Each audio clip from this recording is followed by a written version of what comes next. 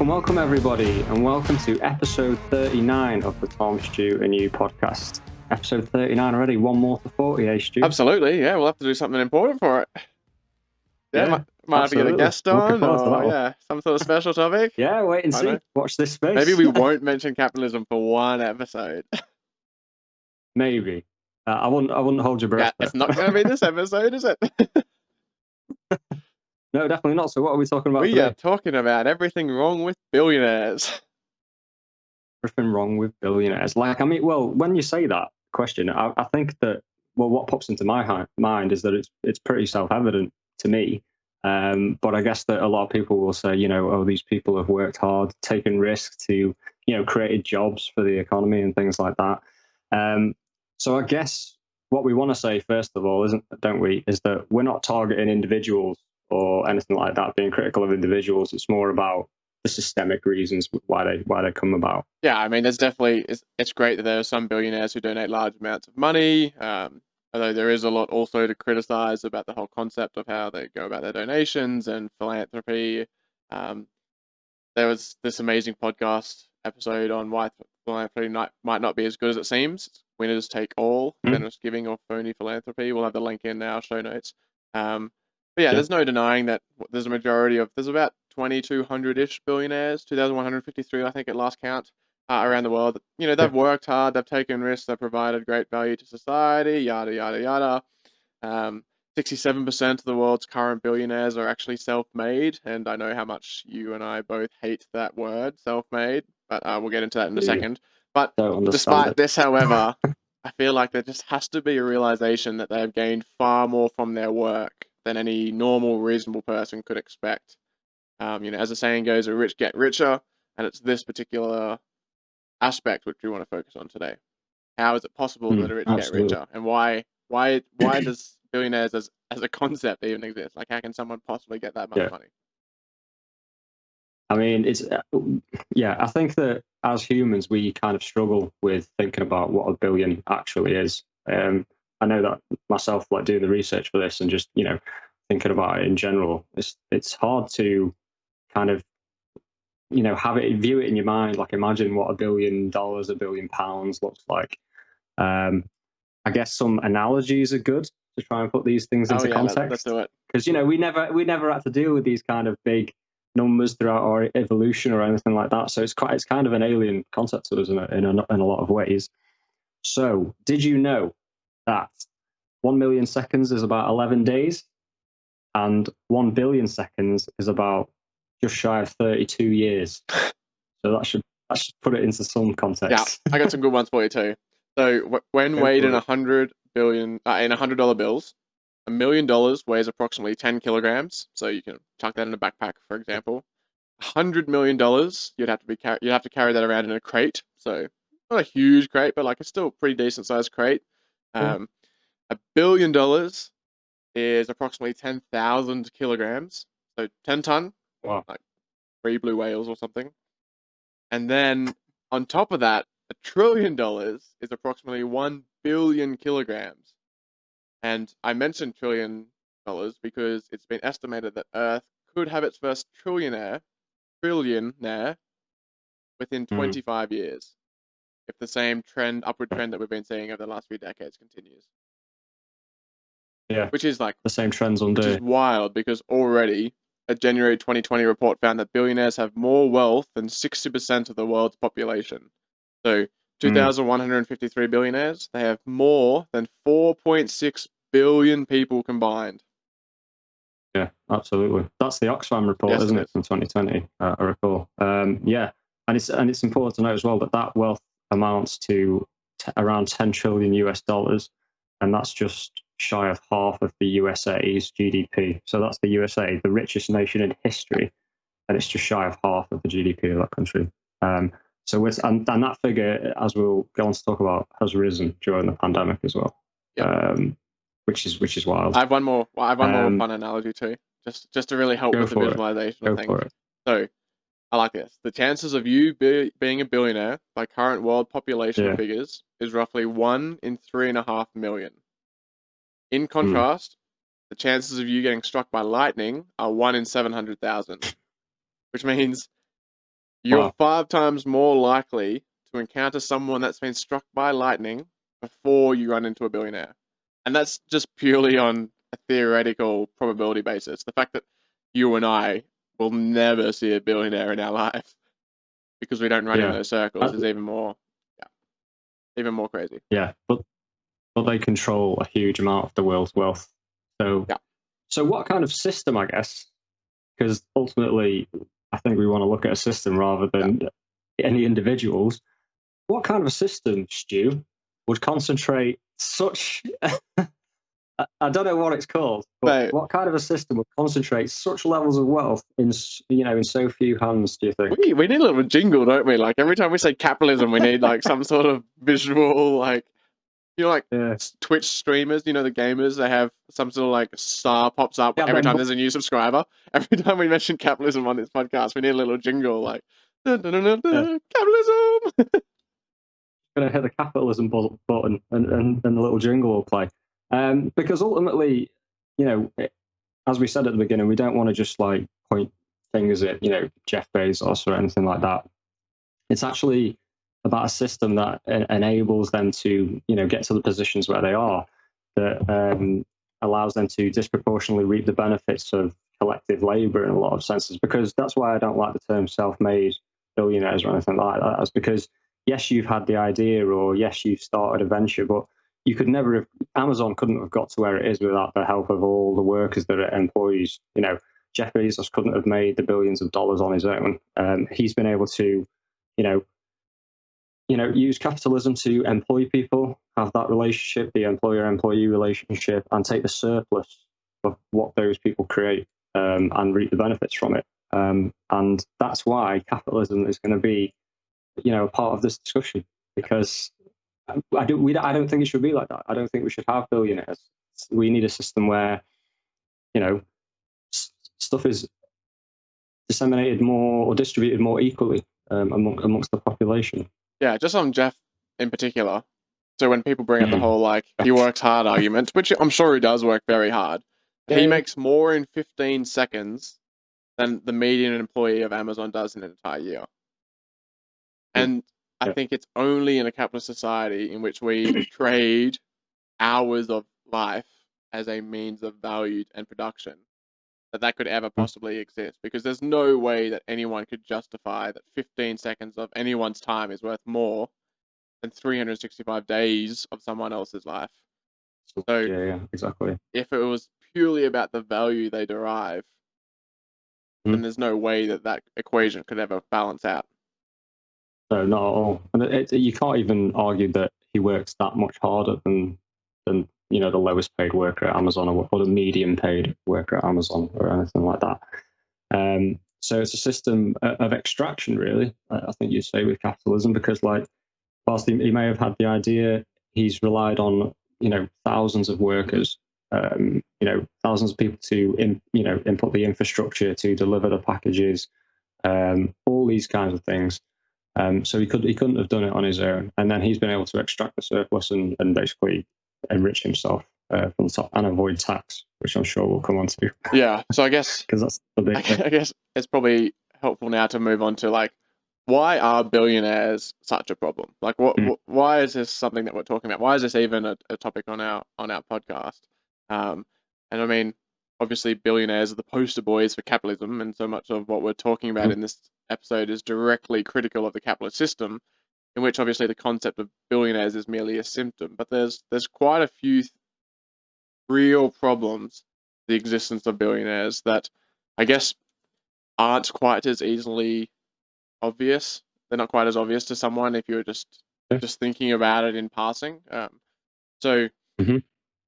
firstly, for an economy to function and grow, goods and services are exchanged for some form of value. And the way our society works is that's it's money. We don't barter anymore. We don't trade goods like we used Yeah. to. So it's money. And so when that money gets tied up in the bank accounts or the valuation, the wealth of the rich, it's not being injected back into the economy to allow for greater production and growth. And this is especially an issue where money is accumulated by these wealthy individuals largely in tax havens. They're not even being Yeah. taxed in line with what the rest of the working population is. So we'll get a bit more into tax havens specifically shortly, but it's not even the fact that they're just holding on to it in their own countries. They're also moving it out of that country itself, so that not even the taxes, which most people would agree, taxation is just a form, like some cost of owning property, whether or not like actual land or just some sort of value, wealth. They're not even being taxed on that in line with what they should be. Yeah, absolutely. I'd agree with that, especially when you put that kind of thing together, like the tax havens and things that you pointed to, with like globalization and things like that as well, where, we took a lot of the things that are relevant to this discussion, we did touch on last week as well, Yeah. when we were talking about democracy. But with globalization, you obviously, outsource jobs abroad and things like that. So you put people in competition, where there is a minimum wage, for example, in the UK with, super exploited labor, out east or anything like that, which obviously compounds matters, which is obviously destructive to the economy at large, because the economy is about exchanges between people, relationships between people. That's why I'm an advocate of trying to have an economy that is democratized, works for the people. And ultimately, I think that the existence of billionaires kind of damages the economy, because they take money out of the economy. Billionaires and their companies, their corporations seem to be multinational, whereas there's a lot of mobility with capital and things like that. So if you look at Amazon, it's everywhere, isn't it? It's all over the place. But the mobility of people isn't the same, which is a huge problem. And so, as you rightly said, the exchange medium, which is money, becomes scarce. That's why there's no money anywhere. In the UK, we've just had, well, we still are in like 10 years of austerity and cuts to public services and things like that. Cuts to the NHS, a failure to give nurses, people on the front line, pay rises. Who've been revealed as the key workers during the pandemic. And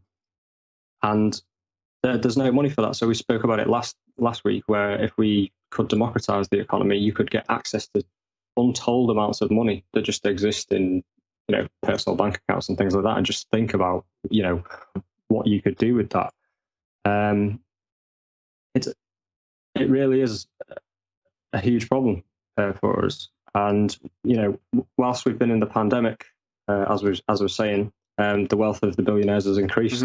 It's increased to above 10 trillion, I believe it is. It's increased by 27%, around 27%. At a time when, for example, in the US, there are like millions and millions of people unemployed and losing their jobs because of coronavirus, and there's no, social safety net, as we spoke about with Mitch. Your insurance, your health insurance, is linked to your job and things like that. So in a, and Los Angeles recently released its homeless count, and it found that the number of people living in shelters and vehicles was in the order of 66,000 people living in like that kind of living in homeless, basically.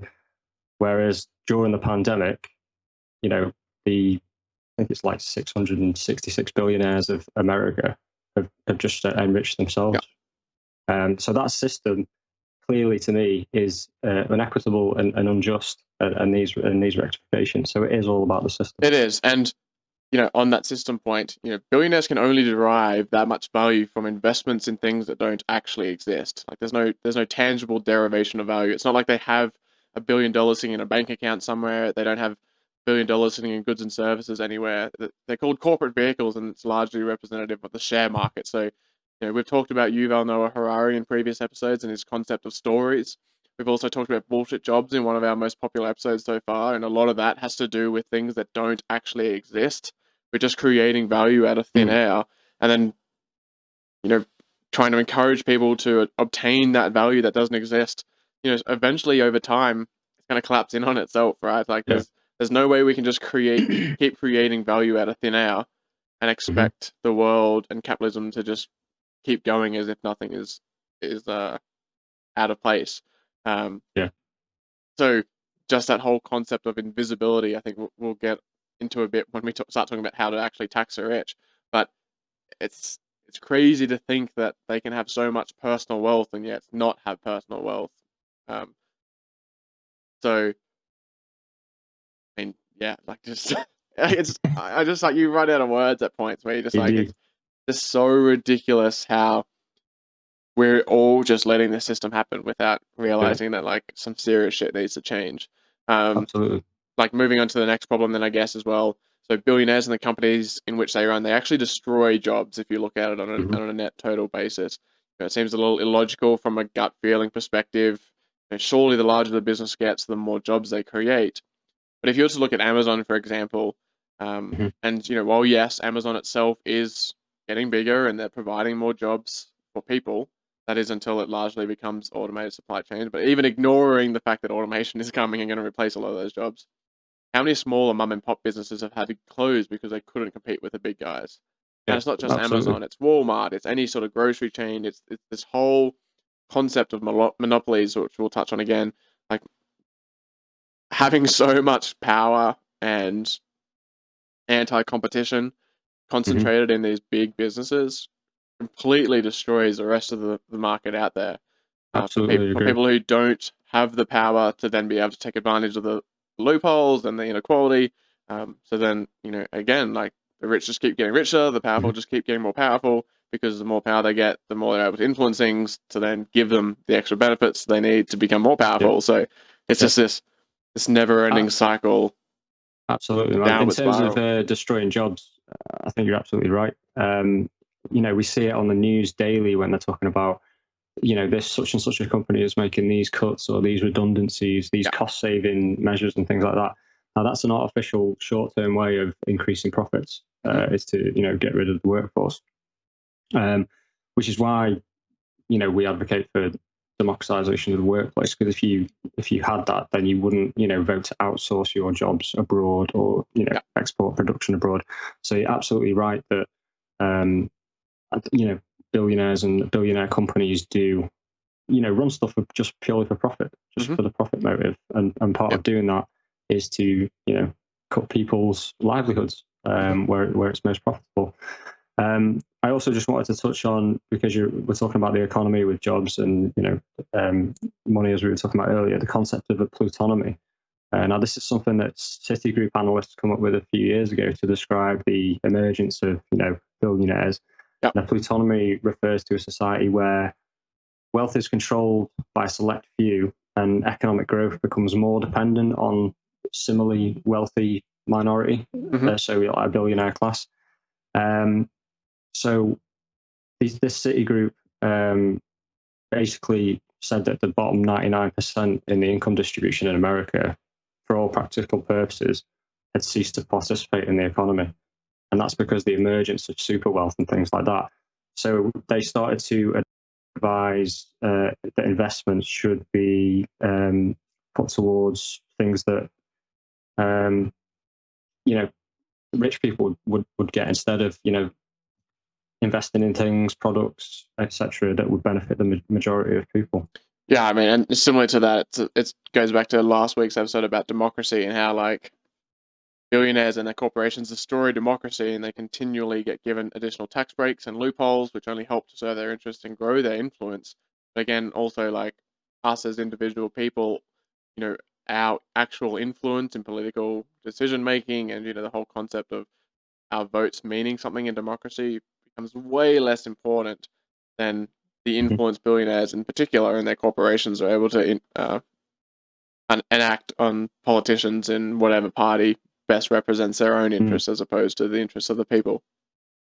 Yeah, I agree. I think that's why I can't remember what episode it was, but a while back we were speaking about Amazon, and we were talking about whilst we do encourage it is the right thing to go out and vote and use your vote, it's also important to kind of practice it on a daily basis. When you're like voting with your money, like where do you spend your money? So I know that personally, whenever I'm out and about in town, I won't ever go to like Costa Coffee or which is a billionaire company, or Starbucks or anything like that.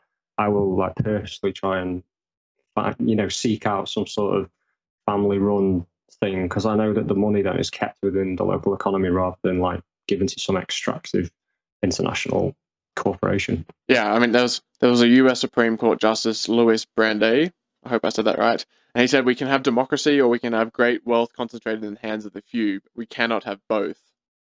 And that perfectly summarizes, I guess, last week's episode. Maybe that should be the key message. I'm out. Update that real quick because that nails it. I wish I'd found that quote last week, but I like what you said about the community, because billionaires and their corporations and their monopolies, they destroy the uniqueness of community.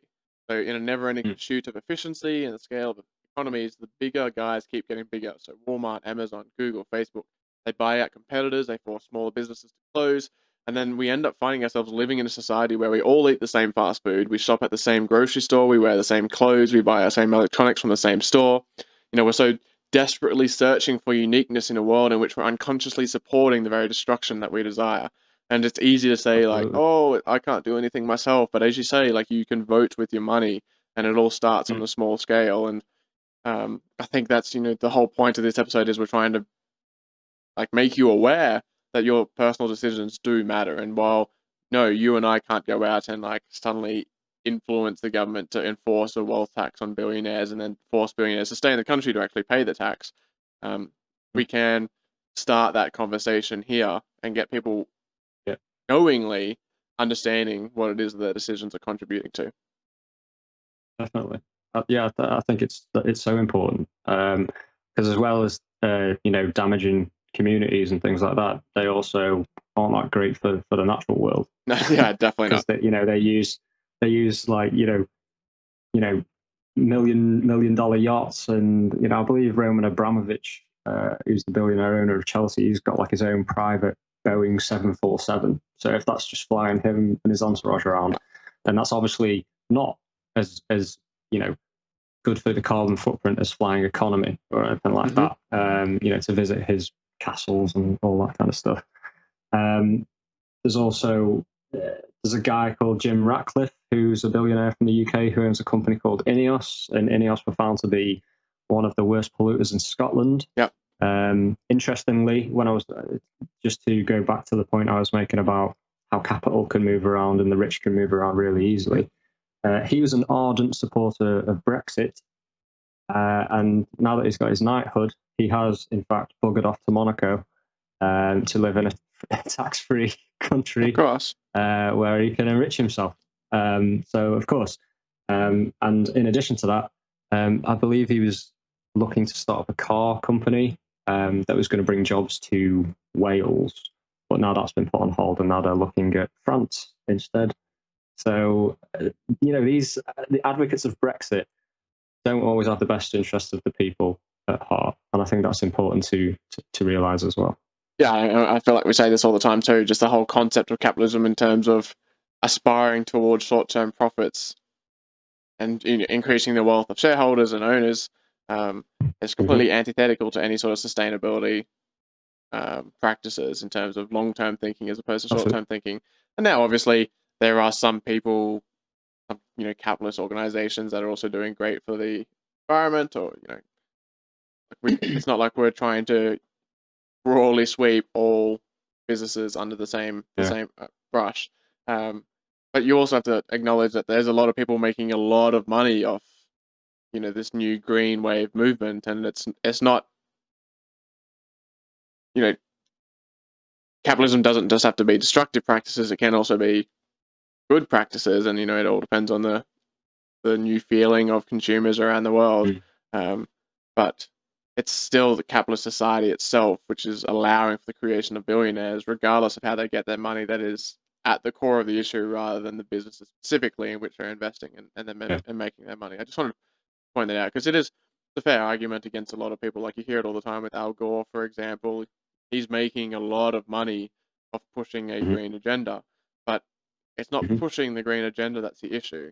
It's him taking advantage of the capitalist society to allow himself to grow. No, but does that make him a bad person? I don't know. That's not that chat. I remember when similarly people were, during the presidential race, and people were talking about Bernie Sanders being a social democrat who was worth around $2.5 million, and comparing that to like Bloomberg, who was worth like 64 billion, which is just like, it's opposite ends of the spectrum, really, as we've just talked about with the things. Do you think that the billionaire lifestyle is also bad for the environment because it sort of encourages other people to like aspire to that kind of lifestyle? Yeah, I think this is a wider criticism of capitalism in general, and I think it's something that we probably mentioned a fair bit, where we've probably never been quite explicit in it, and that, yeah, Mm, absolutely, like, I think the aspiration that billionaires generate in others is in and of itself a damaging mindset for both nature, ecology, sustainability, humanity. Um, in a time when we should be promoting respect for others, living within your means, redefining your priorities so that you can find balance in life and value in things not associated with money. The existence of billionaires gives people hope, ultimately naive and impossible hope, that they too might one day get to live a life this luxurious. Um, and for some reason, that's just like considered the be all and end all. And mm, like that mindset itself is actually one of the worst problems of billionaires. And yes, everything else we've mentioned is terrible and is definitely a problem of billionaires, but it's still this, like, apparently the billionaire is the American dream. Like, I don't know where it mm, changed from like being content with the house and a little family to now yeah. you have to have all the money you can possibly have. You have to have the mansions and the yachts and the lifestyles and the Mm, you know the I don't know, the model ex-girlfriends and all of that sort of stuff. Like, that is the problem. It's that aspiration amongst us and that desire for more and more and more. And it's ultimately a very selfish desire that people have. Like, mm, we need to be fixing that, but to fix that, we have to fix all of these other symptoms of capitalism and capitalism itself first, so that you can show people like, hey, like, it's not healthy to aspire to that sort of lifestyle. And like, I'm yeah. not going to judge you if you're going out there and working hard, trying to make money so that you can set up a future and ensure the survival of your family or whatever. That's very different, Hmm. however, to then aspiring to like, I must have the mansion, I must have the yachts, I must live the Dan Bilzerian. Is that his name? Bilzerian? He was that Yeah, yeah. I think it is. Bilzerian Yeah, lifestyle. Like the Instagram influencer lifestyle. Like, it yeah. shows a wider Exactly. disease in our personalities and in humanity itself, where Instagram Mm, influencers, they have no value, but they live the lifestyle that we think means they do have money and wealth. Um, yeah, and so people, it's an unhealthy aspiration to have. yeah. Definitely. Especially in a world where it can be hard not to compare yourself to these things that you Yeah. see on Instagram. Um, Especially if that means that if that becomes almost synonymous or an indication of success, Hmm. what success looks like, what you're supposed to be doing, all that kind of stuff. And that's what Um, it has become, and then I hasn't it? guess, yeah, yeah, And yeah, it there's has no way we indeed. can ever possibly begin to fix the huge amounts of inequality in the world. How can you ever have respect for everyone else and respect for the local community and respect for nature when, to get to the level of success that we've all defined as being the ultimate goal in life, you need to Mm, stand on top of everyone else and push them down yeah, so that you can rise yourself up, which is the only way that billionaires can exactly. possibly get there. If billionaires were Yeah. truly self aware, they would realize the fact Mm, that the only way for them to get this amount of money is by not paying taxes, for example, and by exploiting other people, exploiting third world countries. Jeff Bezos himself, I don't care how much money he possibly gives to people in philanthropy, the fact that he has yeah, refuse to give people a livable wage that work goddamn hard for him to make the money that yeah, he gets to take advantage of at the end. And even when he yeah, does finally get, cornered and forced to increase minimum wage to $15, for example, for some of his employees, he then takes a step back and cuts benefits to those same employees. yeah. You take something Like, else away. Yeah, I very rarely use a C word, but that's the word I would use to describe most of the billionaires out there. And I don't, yeah. and It's and I'm sure they didn't have that intention when they said no one intends to be a bad guy. But the fact that they mm, aren't stepping up and taking on the moral responsibility that their position holds, like, I don't care that they have that much money if they were doing things to actually fix the problem and not just the symptoms of the problem. I guess that's when we can talk about billionaire philanthropy itself. That yeah, it's a nice little segue, isn't it? Um, yeah. that it the fact that billionaires give all of this money to charity or whatever seems to be a justification for so many people that billionaires themselves aren't an issue. It does. But I think it's just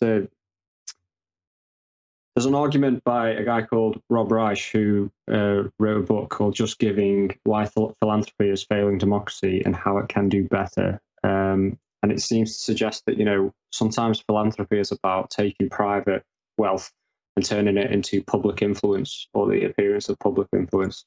It also indicates that, often these big philanthropists often put their money into like higher education institutions or cultural things, rather than something like soup kitchens or anything like that, which is where the actual poverty is. So they tend to, because if you can go to university and things like that, you're not destitute or anything like that. You might have taken huge loans that become a real burden that you shouldn't be burdened with as a young person, for sure, or your parents for that matter.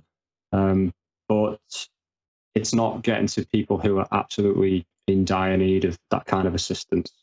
You know what I mean? Yeah, I mean, I feel like billionaire philanthropy is largely focused on trying to fix the symptoms of inequality around the world rather than address the underlying issue that their very existence means that large portions of the world's population are suffering and forced to live below the poverty line. And, as great as it is that they might be giving money to schools and hospitals and charities, for example, no one's actually talking about the fact that it's only a capitalist system that allowed them to get their money.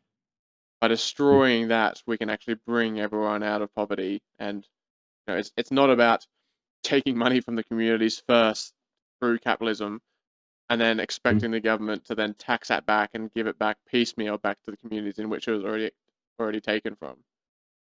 Yeah, exactly. Well, a lot of the times, as you just alluded to there, it would be better if the billionaires just paid the tax that they owed. Yeah. Than pay these little piecemeal, 100 million here, because 100 million for a billionaire is not much. It's like pocket change. And they're never really. going to give back as much as they take away from those communities and society in the first place, is it? So it's still a net negative on the end. So it does sound great. Yeah, of course. It sounds amazing when they're like, "Oh, I've donated $100 million," but no one's ever talking about how much money they've taken out of that community to start with. Yeah, exactly. Well, we just talked about the almost idolization of that kind of lifestyle, and the how the American dream has been like co-opted or hijacked by this kind of excess mentality, and that's probably certainly got something to do with it. Added to what you just say, it's the power differentials in the workplace as well. And I keep coming back to this because I believe it is a really important point. You're talking about extracting value. That's all you do in that relationship. You only get paid, or sometimes your owner, the owner of the business, Jeff Bezos or whatever, gets forced to pay like a piecemeal wage, and he's only going to pay you that if within that hour or whatever you produce more than what you're getting paid. So it's exploitative at its very core, capitalism, that relationship of the employer-employee. There's no, as we talked about last week, there's no democracy in the workplace whatsoever. You leave your freedom at the door. In America, there's pure trade union representation. In the UK, it is better, but they're still not as robust as they used to be, shall we say, and they are a democratizing feature of society. So that's important to know. In regards to philanthropy, I'd go to I'm going to say my Oscar Wilde quote now because I think it's really great. He says, "They seriously and very sentimentally set themselves to the task of remedying the evils that they see in poverty, but their remedies do not cure the disease, they merely prolong it. The proper aim," which I agree with, "is to try and reconstruct society on such a basis that poverty will be impossible." And, as we've talked about Yuval Noah Harari before, you're totally right when you talk about stories and fictions and things like that. And this is one of the main things that why I always recommend his books to anyone that I speak to, is because all this is just a story. The way this economy is put together is a story, and it could just as well be told in a different way that is more equitable and more just for the mass of people. Yeah, and I have a quote as well, actually. I keep choosing quotes from people Perfect. with the most complicated last names. I'm going to butcher this one too, so I do apologize in advance. But writer Anand Giridharadas Says that rich people are playing. Very good. Thank you very much. Yeah, rich people are playing a double game. On one hand, there's no question they're giving away more money than has ever been given away in history. Every young elite graduate wants to change the world and seeks out employers and goes to Africa to volunteer. But I also argue that we have one of the more predatory elites in history, despite that philanthropy and despite that desire to change the world. Yeah, So they all want to change the exactly. world, but volunteering in Africa is not going to change the world. Donating to a university that already has $20 million sitting in their bank account, i.e. Harvard, isn't going to change the world. Mark Zuckerberg and his $1 billion donation in which he is supposed to be creating the future of, the future billionaires, the future leaders of the world. Giving that to Harvard that already has enough money already, that's not an effective way to solve the issues facing the rest of the world, facing the rest of the planet. And again, it's just enforcing that inequality that if you're at Harvard, you're probably doing pretty well for yourself. I don't think Harvard is the they're not the organization that needs the money, and organizations only need the money because people like billionaires aren't paying taxes, and therefore the government isn't able to fund public services that they need to alleviate poverty around throughout their country. So it's just never Exactly. it's this downward spiral. Like their very existence is stepping on the heads of all those people below them, and 60% of the wealth, 60% of the population. I mean, yeah, Exactly. So not a small should we number. have a system of should we continue with that kind of system and have philanthropy, or should we just restructure the system and have a more just and equitable system? I think it's pretty obvious to me. Yeah, we need that jingle what we again. go for, but Fuck capitalism. Yeah. yeah, that's this week's homework. Yeah. So what are the ways that people become billionaires then? Well, I Do you watched reckon? the video this morning actually, Yeah. which argued that there's really only 4 ways that people become a billionaire. Okay. First one is becoming a monopoly, which is we were talking about this just very briefly, I guess, before we click the record button. But Yeah. monopolies have become almost like the champion, or the be all and end all evidence that capitalism is successful. These monopolies are making so much money, and they're doing so great for the shareholders, and they're doing so great in quote in exclamation marks. What's this called? Speech marks. For society, but monopolies are the exact opposite of what free market capitalist principles state. Well, right? that's what I thought. It's about competition, isn't it? Capitalism is about competition because competition breeds efficiency and it breeds productivity and stuff. And yet somehow we've just forgotten the message of capitalism and its foundation principle. And people don't really seem to be talking about that a whole lot. I'm sure someone is, because but because the US government does have the power. I can't remember what the piece of legislation is that enables them to do this, but they can go into companies that they see to be monopolizing the market in a certain area, which if you look at the market at the minute could be any of them. It could be like Amazon, Facebook, Google, whatever. Amazon, I think, has it's either over 50 or around 60% of the e-commerce market, which is huge. It's massive. So how is anyone supposed to get in there? They're also protected by patents and intellectual property. That is another thing that enables them to kind of have free reign at it, really. But yeah, as you say, free market capitalism is supposed to be about competition. And the US government has the power to go in and break up monopolies. In fact, I believe it almost happened to Microsoft. I swear they were involved in some sort of legislation in the past where they were threatened with the prospect of being broken up as a monopoly over the computer tech market. So this is what happens though, and this is why I think it links back to what we were speaking about last week, is that if you've got concentration of wealth, then that yields concentration of political power. And when that happens, you can get, favourable terms from the government, or the government overlooking stuff, or actual government protection, which is probably, what these guys have. But yeah, so that was something that was interesting to me, is that the neoliberal capitalism that we seem to have now seems to create monopolies and seems to expel competition. I believe that Like if you just look at WhatsApp and Instagram and stuff like that, Facebook just consumed Just them. bought them out, yeah. Just consumed them completely. So there's no room. And obviously, if you are someone who set up these businesses and Facebook comes along and goes, "I'll give you this much billions," so you're not going to go, "No," are you? But it does create a monopoly, which is, not good for democracy or society as in general. Certainly not good for a competitive capitalist system. Well, yeah, and that's what I was mentioning earlier, in that like we all end up eating, wearing, talking, drinking the same stuff because the same stuff. Because they've just bought out all the competition. So, that's the big one. That's number one mainly. Number two, obviously, you touched on as well, is pay off politicians. Really, that's see last week's episode. Yeah, we talked for an hour and a half about paying off politicians and the wealth that, and why that's an issue for democracy, like why we should really be caring about that sort of stuff. And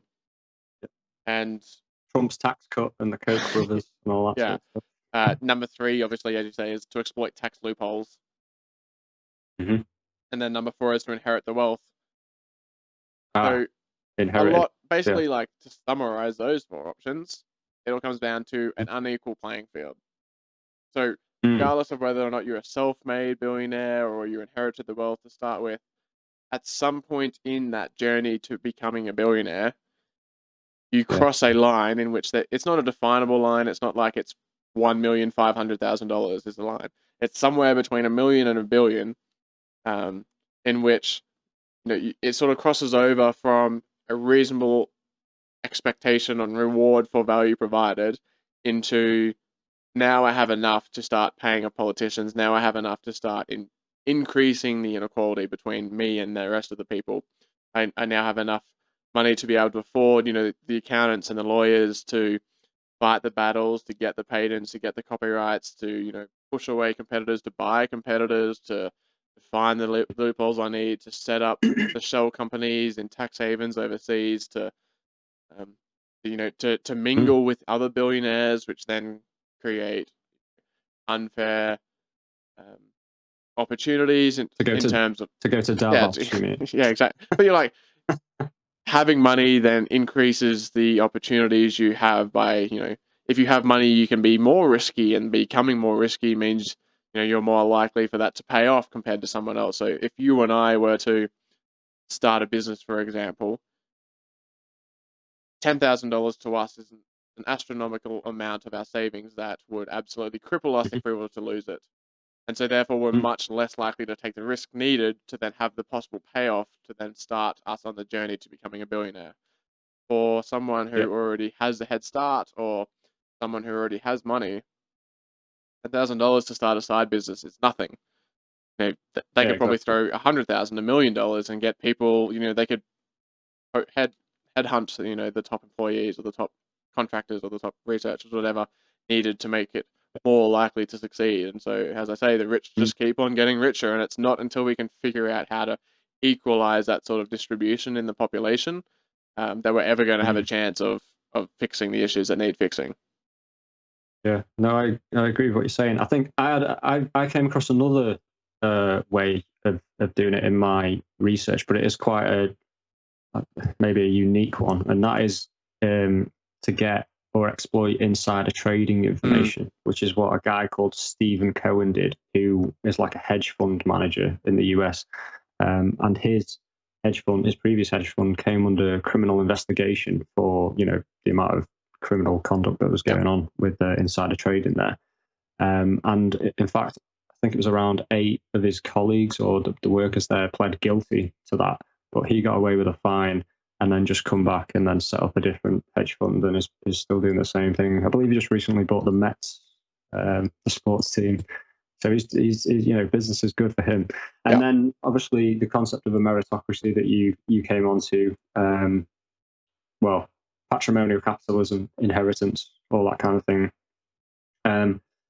There's kind of been a new aristocracy created, really. In the US, it's quite evident. But it's something that Thomas Piketty, the French economist, talks about in his book Capital, which is obviously the returns on capital far outperform the returns on labor, like income. And we really need to deal with patrimonial capitalism, which is inheritance tax and all that kind of stuff, because it just gives people a head start. Mm-hmm. They don't have to do anything, which takes away from the notion of a meritocracy, which is supposed to be one of the advantages of capitalism as well. That there are all these people who have really great starts in life. It's amazing to see because I went on the Forbes rich list for this as well. It's amazing to see how many people are the heirs of something, some sort of dynasty, or it was passed on, etc. So yeah, another criticism of billionaires in the capitalist system is that it takes away from the notion of a meritocracy a lot of the time as well. So in line with what Piketty calls for, which is more progressive taxation on inheritance and things like that, is what we should be doing as a basic thing. Just pursuing tax into tax havens and taxing inheritance properly at a very basic level before what I would consider to be the ultimate, which is to democratize the economic sphere of life. Yeah. I guess just to clarify for people who maybe don't understand what meritocracy itself means as a word, meritocracy is just a form of structured society, I guess, in which your merits, so your values, your skills, how hard you work is valued more than someone else who just happens to have money inherited from mum and dad, for example. Yeah, basically, like if you work hard, you'll make it, sort of thing. Yeah, and I think that's the way a lot of Which might people be true. think the world works, because it makes them feel better, and it gives them hope that if they work really hard, then perhaps they too one day will be as successful as someone like Bill Gates or Jeff Bezos. But I think as you're hopefully starting to realize from everything we're mentioning, that ain't going to happen. Or it's unlikely to happen. It's 5 times less likely to happen than meeting someone who's been hit by lightning. Yeah, that's a wild statistic. Yeah. So I guess we've talked a lot about taxes, and obviously that's suggested a lot. Like wealth tax has been brought up a lot during the recent US elections. It was also brought up a lot at the World Economic Forum. Was that in 2019? Was that only how long ago it was? I can't. Oh man, that feels like decades ago. Something like that. So taxing the wealthy has been discussed more and more. It's not a new concept at all, but it's been brought up as a radicalized left solution. It's very socialist, very political. But I think we should talk right now about how do the rich avoid paying taxes? Like, why is this a big deal? And I guess to start with, most Western capitalist societies, at least, have implemented some form of progressive income tax structure, where tax rates increase in steps as income levels rise. So, for example, in Canada, UK, Australia, roughly around $20,000. If you earn less than that, you don't get taxed anything. You get all the tax that you have paid in your wages that your employees have held onto. You get all of that refunded to you.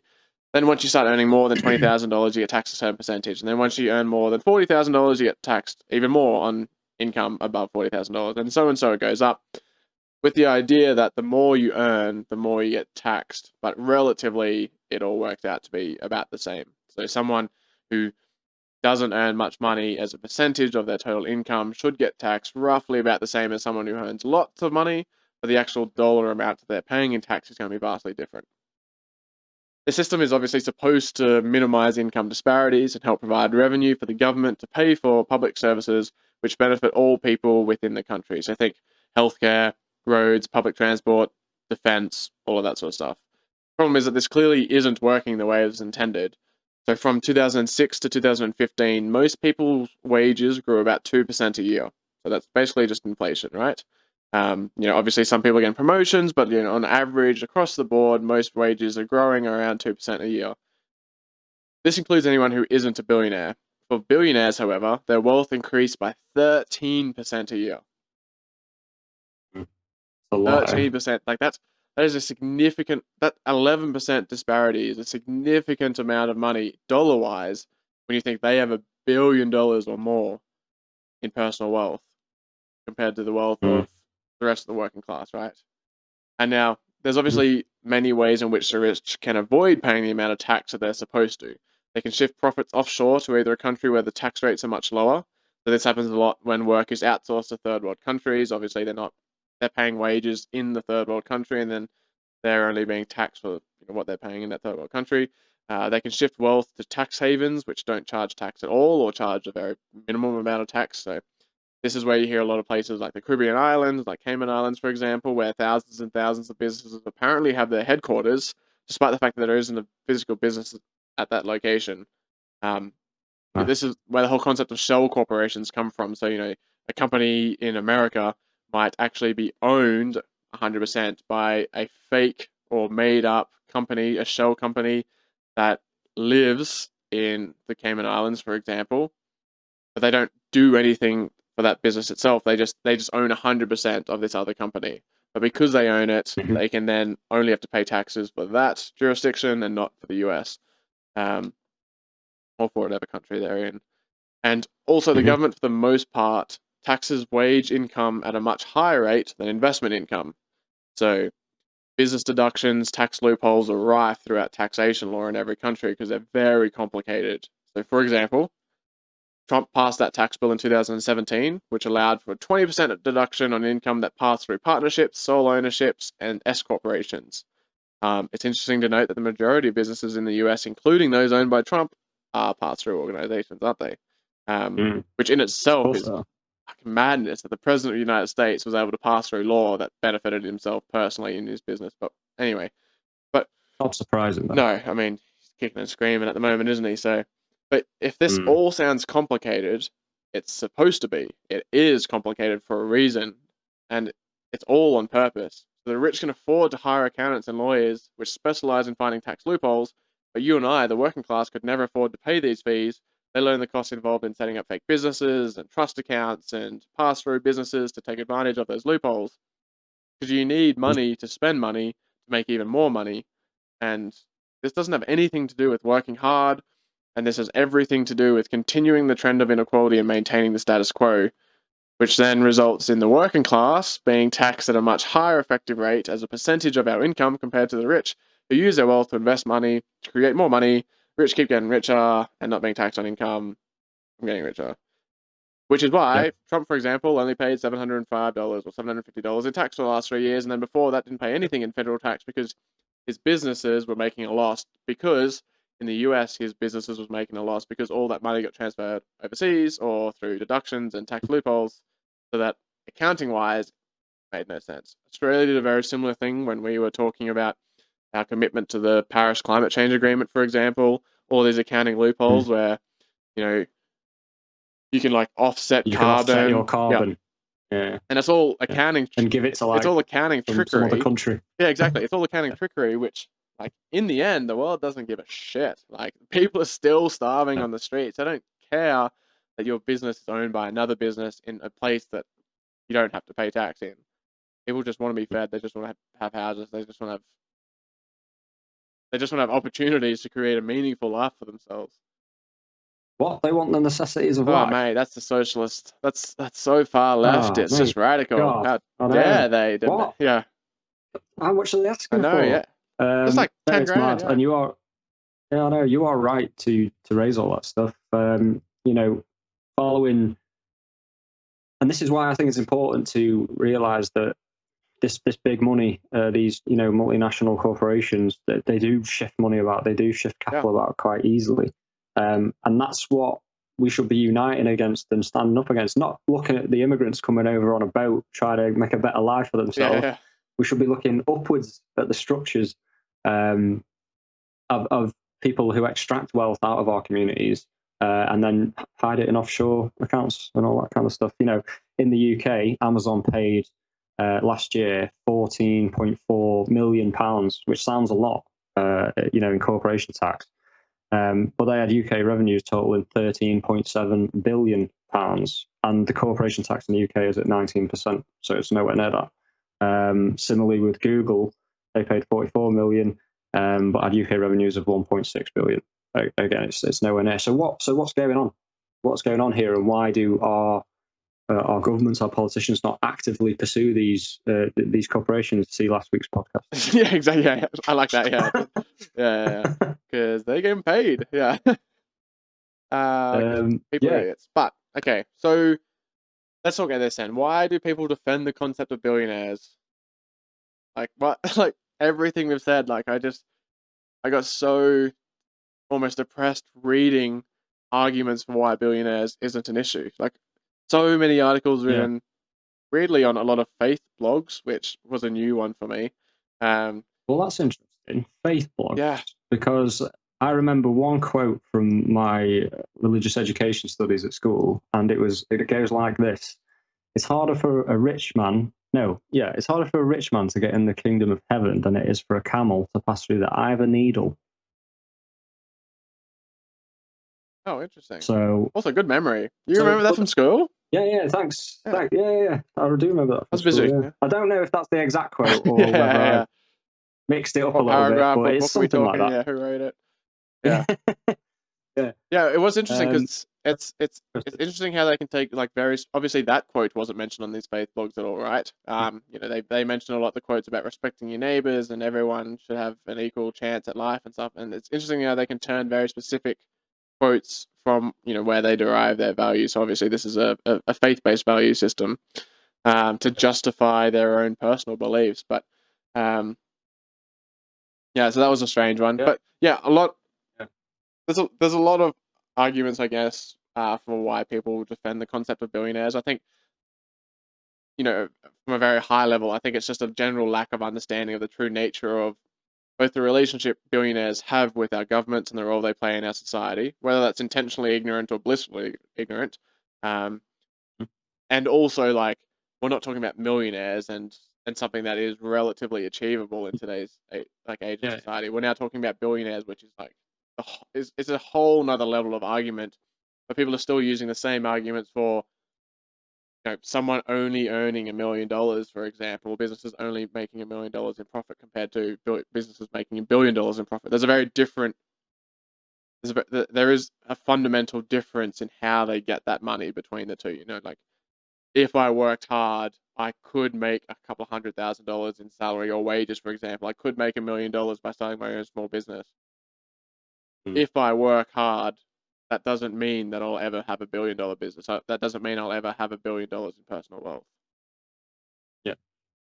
I guess yeah, that is certainly part of it. I guess another part of it is that some people would argue that they have brought a level of convenience, or think about it like with Amazon. You can order something, it's here Yeah. tomorrow. iPhone, they bring, people love them for some reason. All these different kinds of technology, they think that what the billionaires have done have like improved people's lives, and maybe they have in various ways. It's interesting to note that with certain things, a lot of research and development, as I've spoken about before in previous episodes, happens in the public sphere, and then it gets packaged in a different way.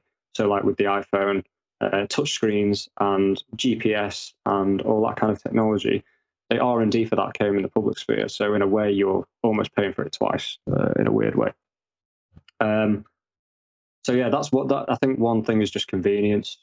I think another thing is maybe similar to what we spoke about last week. People just don't have the time to scrutinize the level of, like what we do with all this research and all that kind of stuff.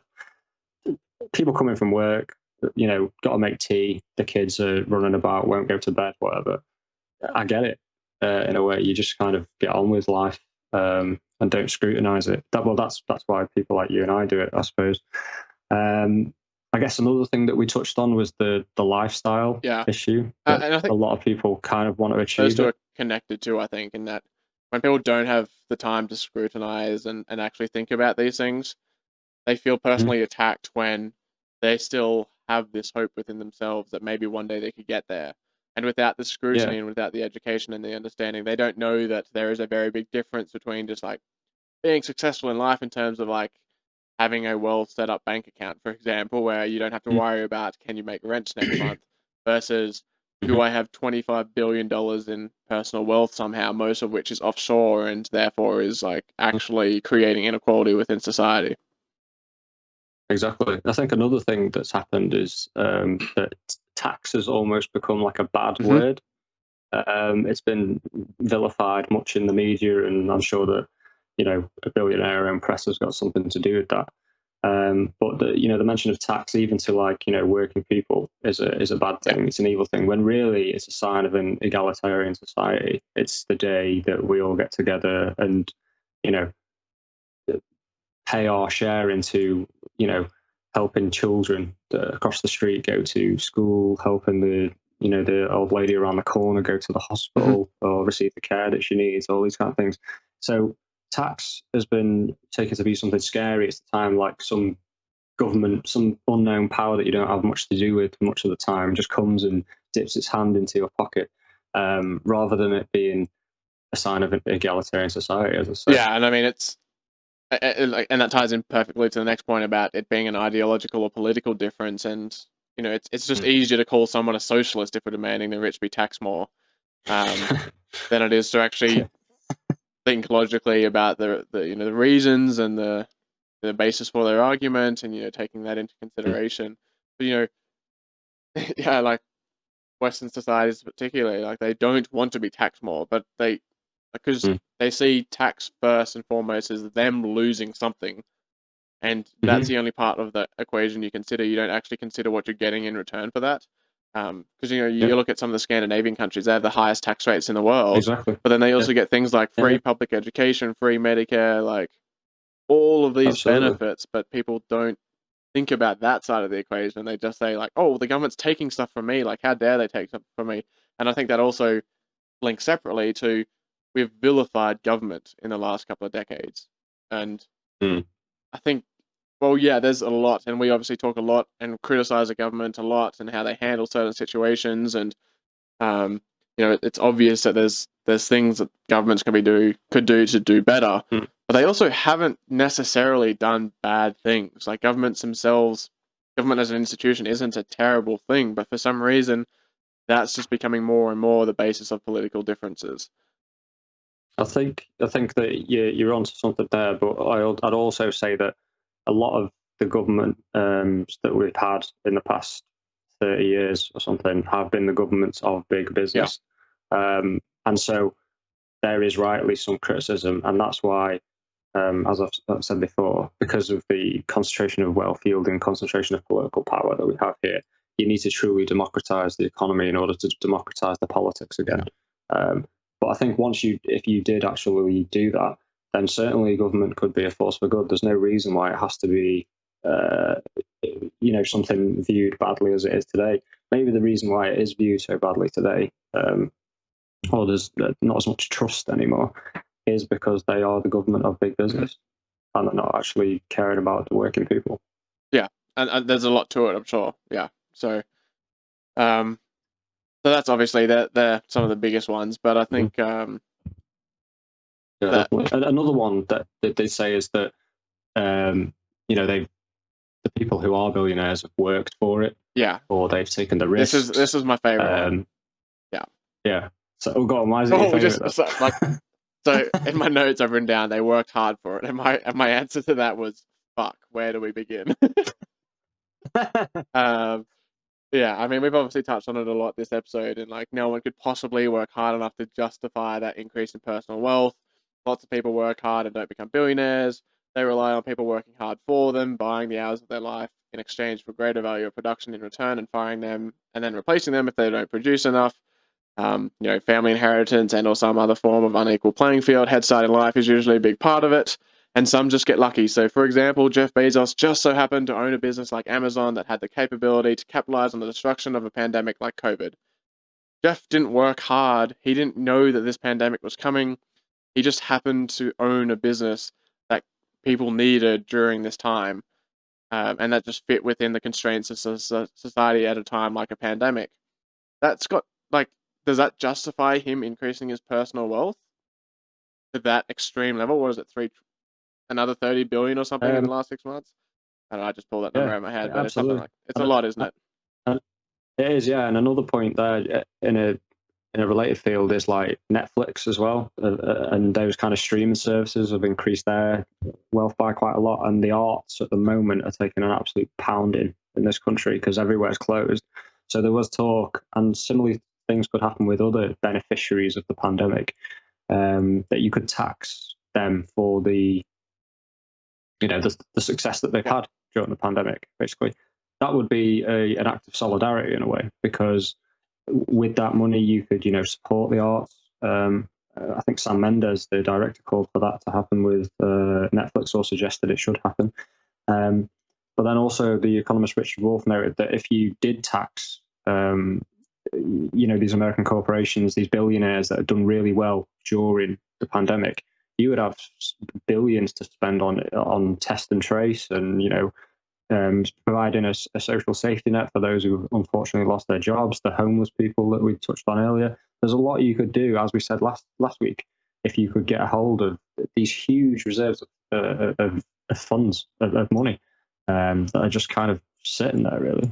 Yeah, I mean, so one defense to my argument against this, that I read on a very conservative blog, was that the people who started Amazon. So you just love those blogs. Oh man, I went down a lot of rabbit holes yesterday. I love reading that stuff, because it's just, and the comment section's 600 comments long. You're like, wow, I have a lot of respect for people that continue to argue back on something that's obviously so very biased. But there's always that one guy defending what I would consider a reasonable point of view, and then he just sticks with it. I would have given up. It's not worth my time. But this quote was: "The people who started Amazon, Google, Walmart, Apple, Microsoft, and Disney got rich through their unparalleled level of service to the masses. They were voted rich through the voluntary choices of millions of people." And now, while those two sentences on a surface level, they're like, oh yeah, that makes sense. We did decide to buy our things on Amazon, so it makes sense that they're providing a service to us, so they should be making money.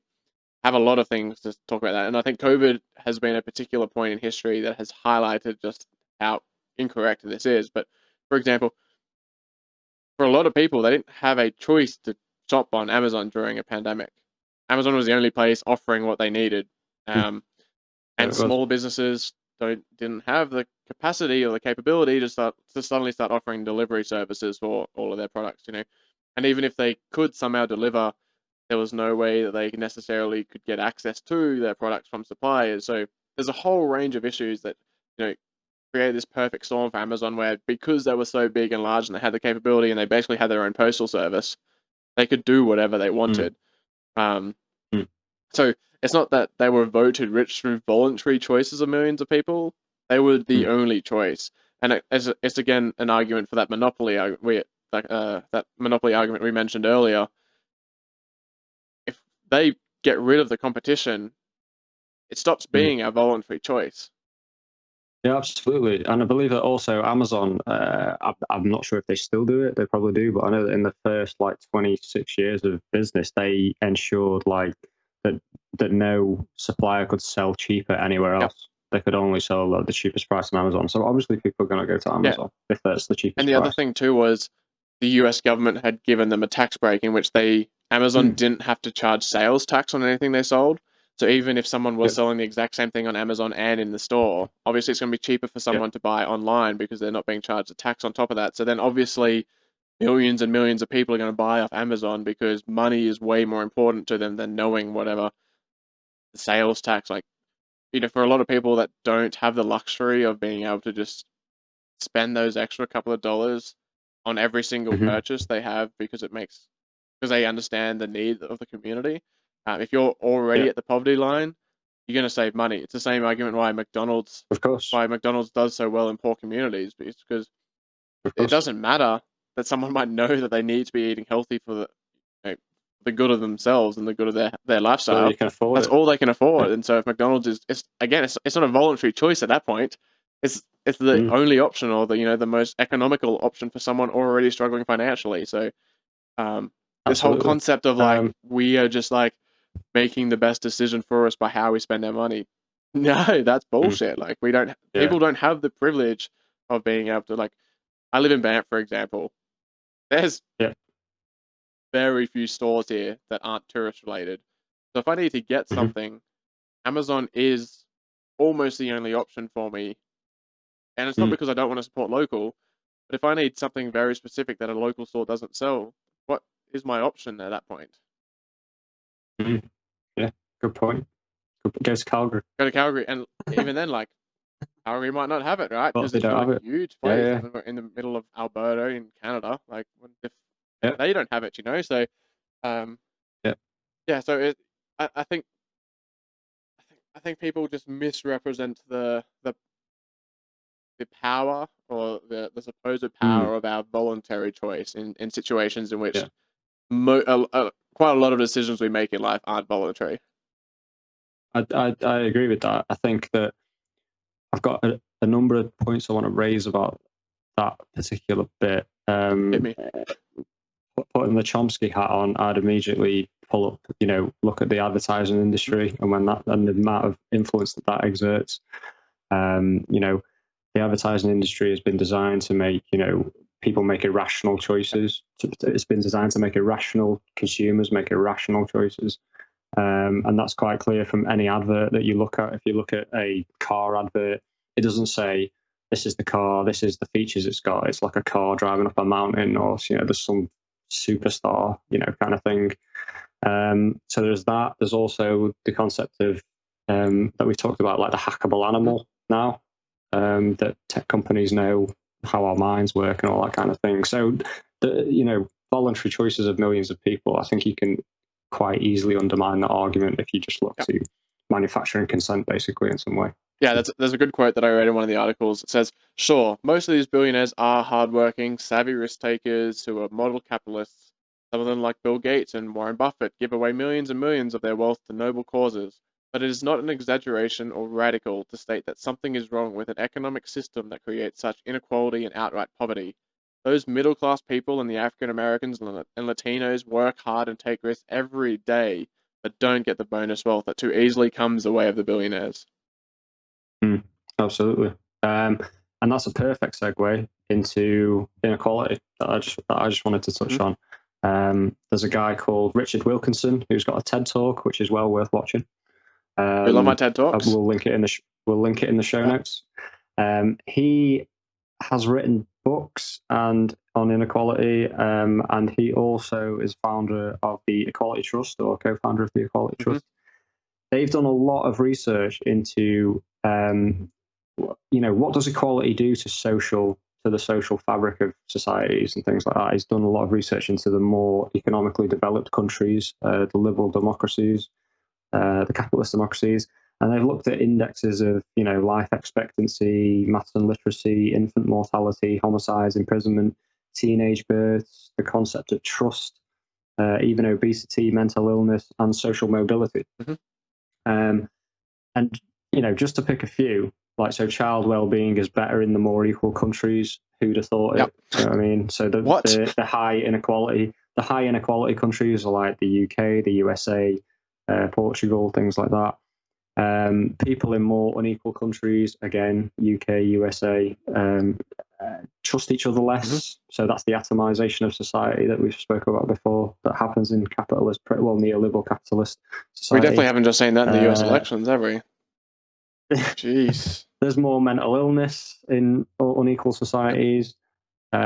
Social mobility is lower, and he actually makes the joke that if Americans want to live the American dream, they should move to Denmark, where Yeah, social yeah. mobility is high. So, and what is the social cost of all those things? Think about, mental illness, obesity, all this poor health. Um, what is the social cost of that? I'm sure it's unfathomable, like really. And if you could democratize the economic sphere of life and have access to the money that billionaires park all over the place, um, then imagine the change that you could make. Um, have higher levels of taxation, have progressive taxation, which is, I think some of the solutions that we're going to discuss shortly. But it just goes to show that I think that billionaires, ultimately, and why we're discussing it, are a symptom of a sick system Yeah. that creates a sick capitalist system, I have to say, that creates huge levels of inequality. And when you have those huge levels of inequality, you get all the things that I've just discussed, all the things that we see, poor mental health, obesity, teenage pregnancy is another one that's mentioned there. Homicides. Look at the USA for that. we discussed the police, not so long ago, and just being able to see that in 2019, I think it was, there wasn't a month went by where someone wasn't killed by the police. Just in those unequal societies, there seems to be harder punitive measures, like harsher prison sentences. Look at America again, Exhibit A. I just think that billionaires are a symptom of a system that's sick, and a system that needs reform, ultimately. Yeah, and I guess on that note, how do we reform the system? So obviously the current suggested solutions to this problem, like, we are nailing these segues, my man. Taxing the rich is obviously the current cry across the world at the moment. And while yes, it would be nice if the rich were taxed in line proportionally with the rest of the working population, it's the pure existence of tax havens, the complexity of tax laws, the ownership of government by the rich, bribery or whatever, is making this somewhat an unlikely or at least a difficult process. It would be better if we moved towards a world where it's impossible to be even able to extract that amount of wealth from communities and then rely on the government to ask for it back through taxes after the fact. So,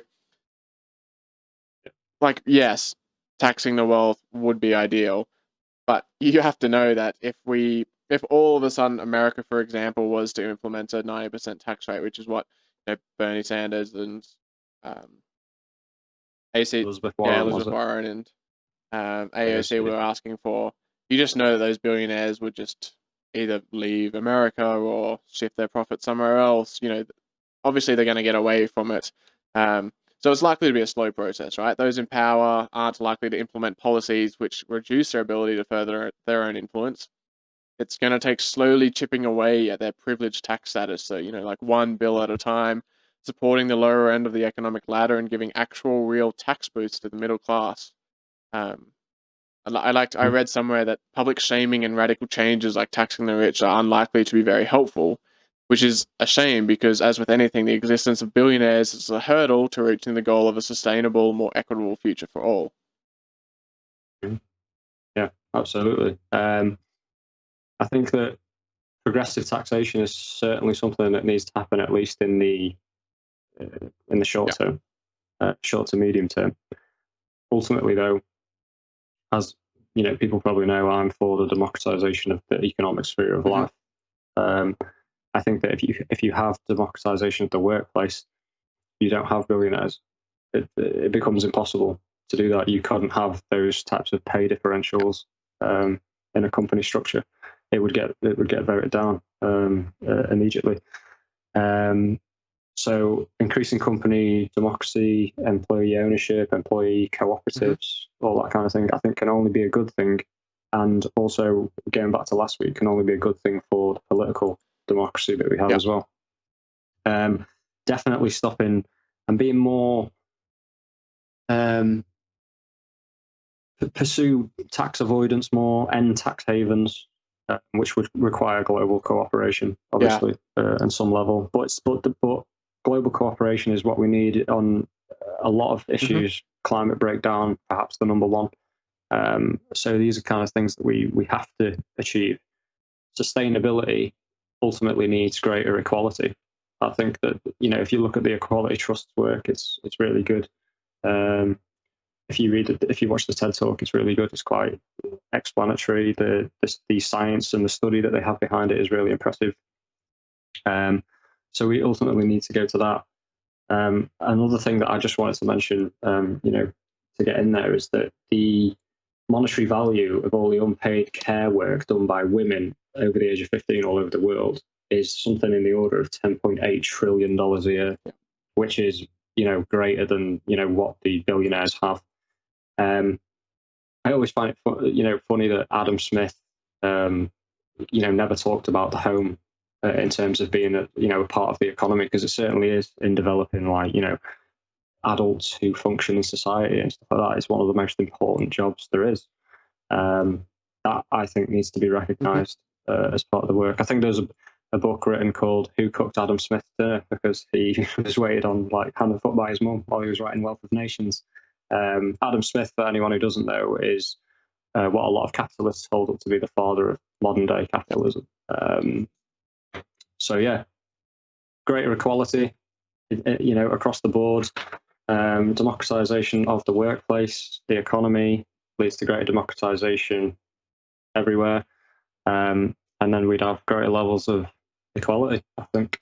Yeah, I think to end on one more quote, I guess. Go for it. Robert Reich. This doesn't mean confiscating the wealth and assets of the super rich.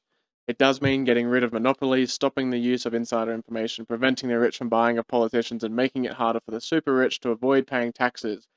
In other words, creating a system in which economic gains are shared more widely. Now, obviously, that's all high and mighty and very optimistic as a goal, but for you and I, what that actually means is, as we say almost every episode, redefining our values. So, take a second to really consider if it's part of where you want your success to derive from. Like, take a second to really think about why it is you feel the need to want to become a billionaire, for example, to live the billionaire playboy lifestyle with the yachts and the mansions. Really take a second to think about where you derive value in your life. Should you be prioritizing relationships more? Should you be prioritizing your own happiness? Should you also be respecting your fellow man, woman, child more? Your local communities. Have respect for nature, for the environment, for humanity, for the planet. None of these things can happen in an unsustainable capitalist society, and it's only a capitalist society which creates the possibility of a billionaire lifestyle. And so, and you mentioned the work of women, for example, in the home. Really have a think about why society doesn't value that. Why do we look down on that being some sort of valuable contribution that someone, it doesn't have to be a woman, that someone could provide to society? Yeah, absolutely. That harkens back to bullshit jobs as well, especially when you're looking at professions like nurses and things like that. It's the caring professions that are really, they're undervalued hugely in our society, and ask why that is. Sure. Yeah, why do we value someone that has enough money to invest in shares more so than someone that's looking after your kids at home, cooking dinner when you get home, taking care of your sick and elderly grandparents? And exactly. That ties in beautifully to next week's episode, but we'll leave you hanging. Little surprise, little surprise guest for our 40th episode. A little nod to what's coming up. Absolutely. Yeah, I'm looking forward to that one. So that one will be available next week. But in the meantime, we hope you enjoyed listening to this one. Please do get in touch with us. Let us know what you think. Let us know if you think we got anything wrong, if we're barking up the wrong tree, what you think of the ideas that we put forward. You can send us an email at hi@TomStewandYou. We're on YouTube now at Tom Stew and You podcast. Beautiful faces. Leave us a comment, send us a direct message on Instagram or Twitter, Facebook, whatever, because we love hearing from you. Appreciate all the comments and feedback that we had on the last one. That was great. Shout out to Tom's mum for saying how many wonderful points I made last week. I know, I was like, they're my points. It sounded better when I said it though. Yeah. Sorry. But until next time, everyone, stay safe, and we'll catch you next week. Absolutely. Bye. Bye.